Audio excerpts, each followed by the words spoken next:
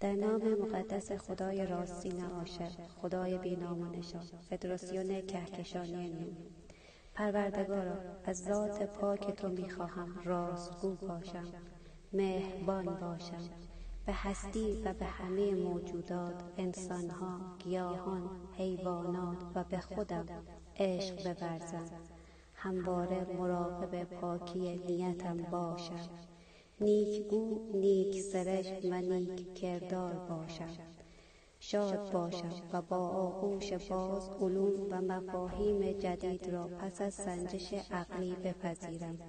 همواره حق طلب باشم، دیگران را چون خود بدانم و در برابر نظراتشان منعطف و پذیرا باشم.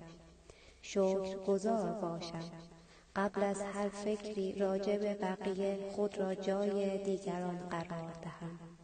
از گیاهان تغذیه نمایم، از دیدن داشته‌های عزیزانم خوشحال شوم.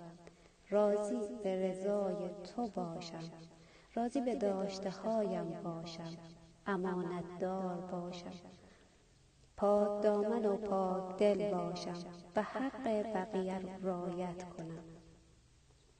حرمت قلب اشخاص را نگه دارم، به دیگران خوشبین باشم، ورزش کنم، خود واقعیم را به دیگران نشان دهم.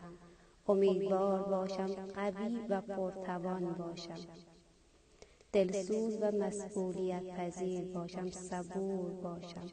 خدایا، من را با صفات متعالی خود خدایی و کامل گردان. ایدون باد.